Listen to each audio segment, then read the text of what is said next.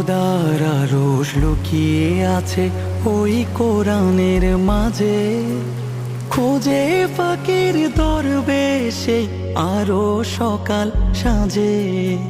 খোদার আরশ লুকিয়ে আছে ওই কোরআনের মাঝে, খোঁজে ফাকির দরবেশে আরো সকাল সাজে।